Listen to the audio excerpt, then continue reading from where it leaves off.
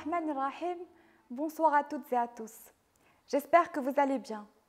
Je suis ravie de vous retrouver pour une nouvelle émission qui a trait aux valeurs en islam. Aucun humain ne peut grandir, évoluer et exister dans le sens le plus vrai et le plus élevé sans relation d'interdépendance. Nous dépendons des autres, de leur disponibilité, de leur présence, de leurs soins et de leur travail. Nous dépendons de sourires, de caresses, de mots doux, d'encouragement et de soutien. Nous dépendons d'autrui pour les besoins les plus primaires, pour notre satisfaction aussi, boire et manger. Et cet autrui, quel qu'il soit, dépend de nous. Cela s'oublie.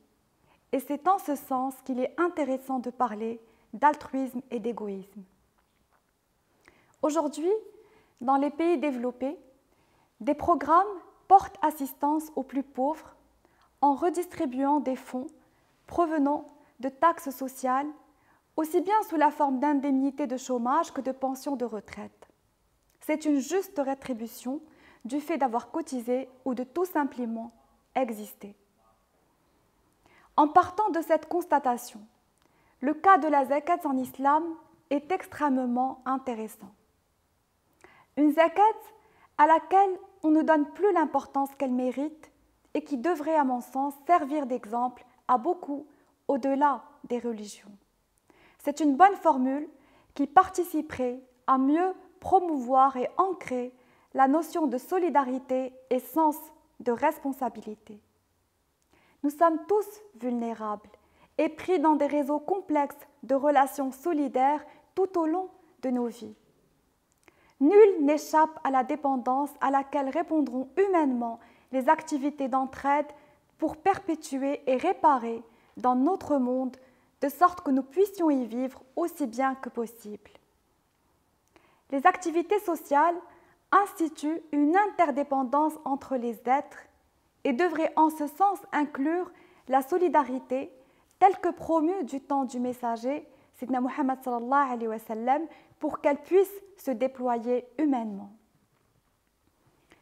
Aussi, les institutions qui visent à répondre aux besoins des individus et des groupes et à les préserver des indignités devraient revisiter et s'imprégner de ces principes de solidarité afin de mieux répondre à leurs responsabilités.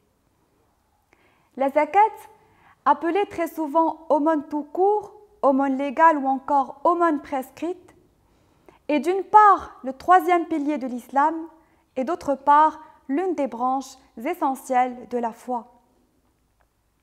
Dans Surat al-Baqarah, à son verset 277, il nous est annoncé « Ceux qui croient, pratiquent l'œuvre salutaire, accomplissent la prière, acquittent la purification, auront leur salaire auprès de leur Seigneur. » La zakat constitue un impôt ou encore une taxe sur les richesses et le croyant doit annuellement calculer le montant de cette aumône légale destinée, d'après les versets coraniques, aux pauvres faisant partie de sa propre famille et éventuellement de son entourage. Cette aumône légale concerne uniquement les musulmans. Les non-musulmans, quant à eux, et ceux à l'époque du prophète, devaient s'acquitter d'un autre impôt appelé la jizya. La zakat se différencie de l'aumône tout court, sadaqa, qui, elle, n'est pas obligatoire mais recommandée.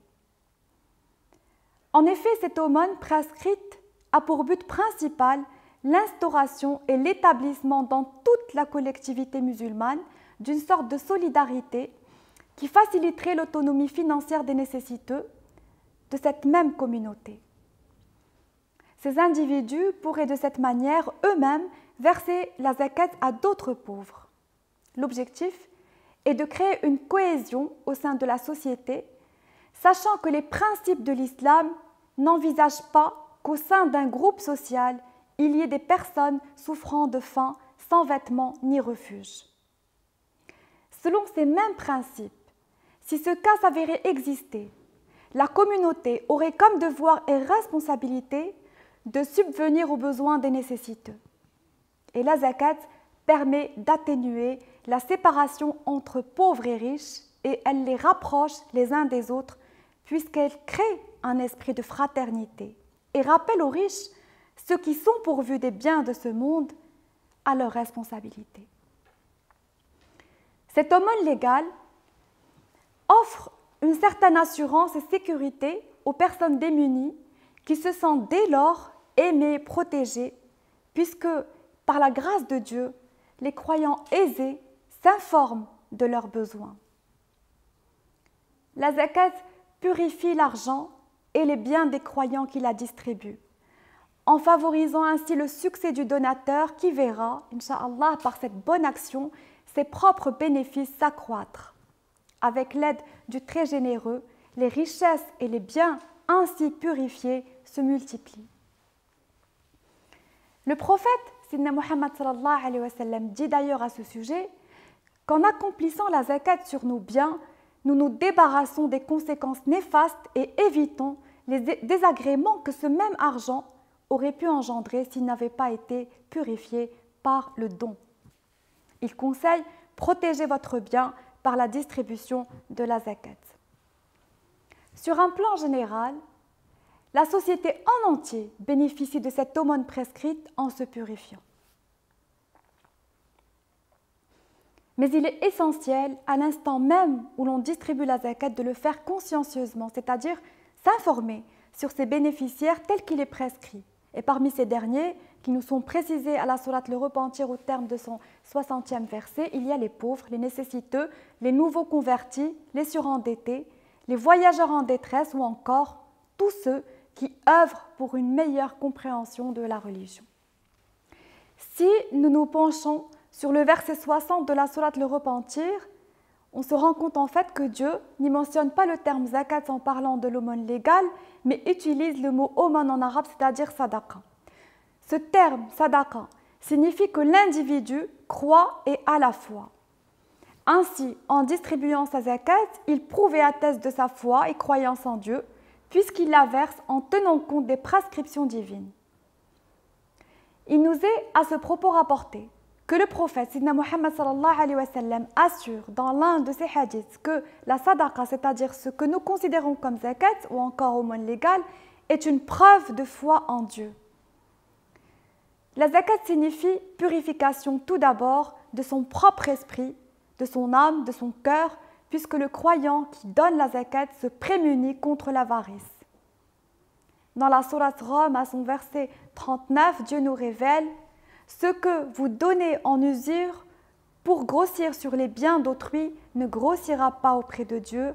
En revanche, ce que vous acquittez en vue de la purification par désir de la face de Dieu, ce sont eux qui recevront le double. » J'aimerais ajouter qu'en fait, l'islam, en plus d'être particulièrement intéressant, car il a institué la zakat, reste singulier puisque lorsqu'il s'agit de dons, il a instauré diverses formes étonnantes et qui n'existent nulle part ailleurs.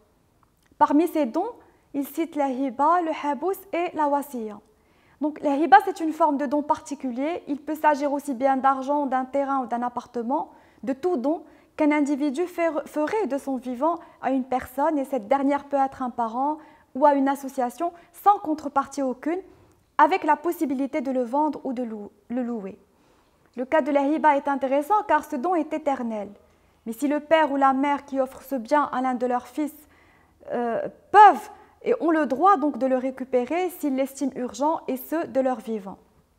La deuxième forme d'organisation du don est le habous, qui peut être privé ou général. Donc le habous est un don qui se fait du vivant de la personne, et ce, aussi bien pour un individu, même un parent, que pour une association.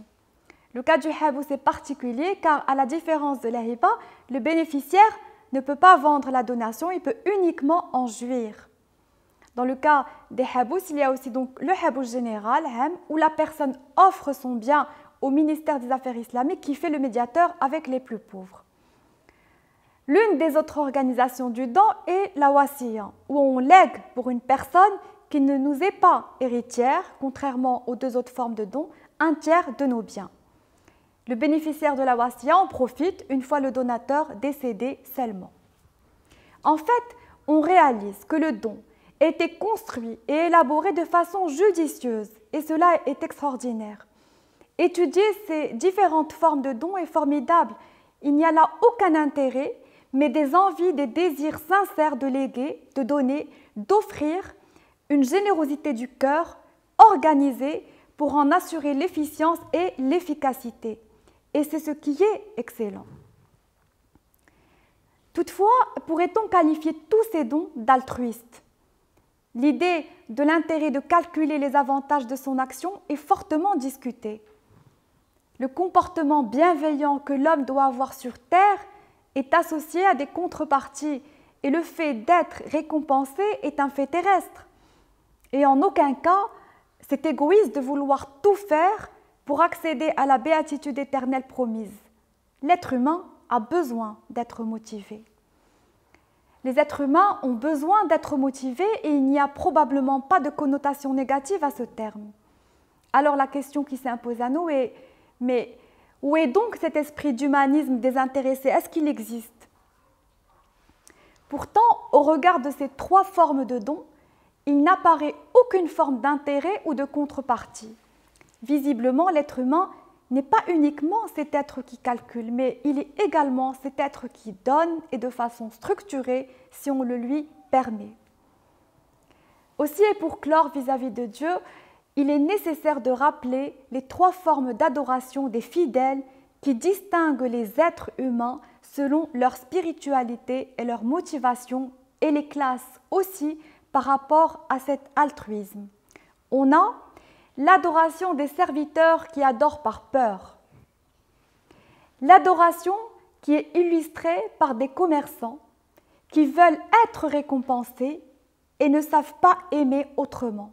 Et puis on a, troisièmement, l'adoration des êtres nobles qui s'élèvent et font tout par amour. Ainsi, on peut parler de l'excellence aussi bien par rapport à Dieu que vis-à-vis des hommes. Ce qui dépasse, surpasse et élève. L'excellence qui consiste à faire parler son cœur, celle ou celui qui, par respect à ce qui est prescrit, fait un geste qui est un geste de don et de compassion, et quelqu'un qui embellit, qui donne plus de dignité à l'humanité même. L'être humain devrait réaliser que demain, un autre être humain sera là et que par respect envers lui, il ne doit pas tout s'accaparer, user et violenter, tout manger, tout posséder, tout vouloir, mais se souvenir que ce tout ne lui appartient pas exclusivement, que ce tout appartient à ceux d'aujourd'hui, mais aussi à ceux de demain. Et c'est dans cet esprit que le musulman sent et vit l'excellence. Dans un monde compliqué et fou, de caprices, dans un monde où nous vivons entourés de personnes qui souffrent de la faim, quand d'autres font des guerres, il va sans dire que devant Dieu et en son nom, il y a des priorités. On le sait, on le sent. Mais le dit-on suffisamment? Est-ce qu'on agit? Nous savons qu'on entend davantage de mises en garde contre les péchés que des invitations à la générosité. Peut-être est-ce excessif comme assertion, mais il est certain que le discours invitant au don n'est pas suffisamment entendu et crié.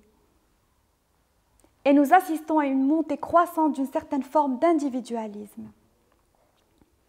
Aussi, et pour finir, faisons de la générosité une philosophie de vie au-delà des frontières, quelle qu'elle soit, car tel est le sens du message coranique. Voilà pour ce soir. Merci de votre présence. Dans l'attente de vous retrouver très vite, prenez soin de vous et très belle fin de soirée à vous sur Stadissa. Assalamu alaikum wa rahmatullahi wa barakatuh.